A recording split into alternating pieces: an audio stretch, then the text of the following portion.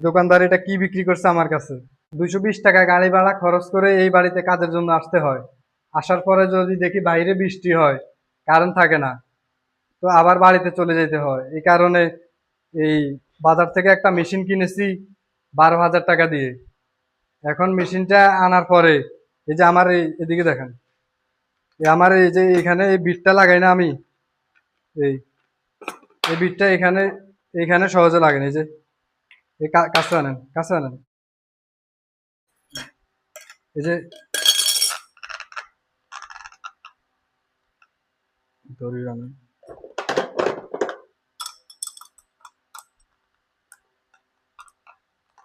এই যে সুইচটাও একটু ভালো করে কাজ করে না।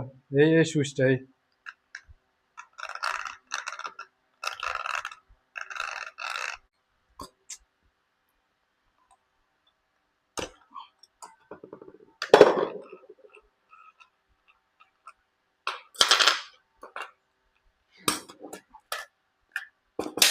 এই যে আপনাদেরকে একটা জিনিস দেখেন, এদিকে দেখেন, আপদিকে দেখেন, আপদিকে, এই যে এই বেলেটটা, এই বিটটা, এই যে এদিকে দেখেন, কিন্তু এই যে এটা এখানে অ্যাকুরেট, আর এই যে এটা এখানে এখানে মিলতেছে না।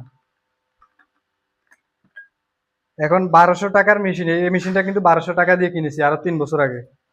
আর এই মেশিনটা কিনেছি 12,000 টাকা দিয়ে। একটু দেখেন ভালো করে, এদিকে দেখেন, এই 12,000 টাকা দিয়ে ব্যাটারি চালিত মেশিনটা কিনেছি।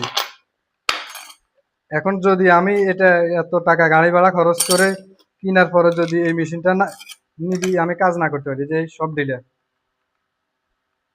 এখানে যেভাবে রাখলেই একদম স্মুথলি লেগে যায়, কিন্তু এখানে কিন্তু লাগে না। আর এটা তো প্রশ্নই আসে না, এটা এখানে তো এটা লাগতেছেই না, এটা একদম। এখন আমি এই মেশিনটা দিয়ে কি করবো? এদিকে দেখেন,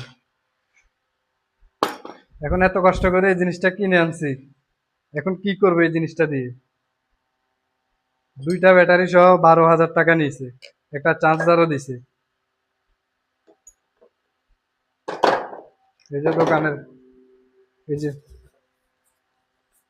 এই দোকানদারের মেমোটাও দিছে। এই দোকানদার এটা কি বিক্রি করছে আমার কাছে?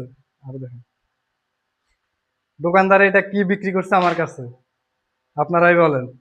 এখন যদি আমি কাজ না করতে পারি এই জিনিসটা দিয়ে, এটা আমার কি লাভ? কিনেছি আবার আমাদের এই যে চৌমুনি বাজার থেকে, এখন ওই বাজারে আবার যেতে হবে হয়তো। তবে তারা বলতেছে আবার এই জিনিসের কোনো গ্যারান্টি নেই, শুধু যদি এই মেশিনটা যদি একটু খারাপ হয়ে যায়, নষ্ট হয়ে যায়, তারা সার্ভিস ফ্রি বলতেছে। এটাই, আর এটার বাইরে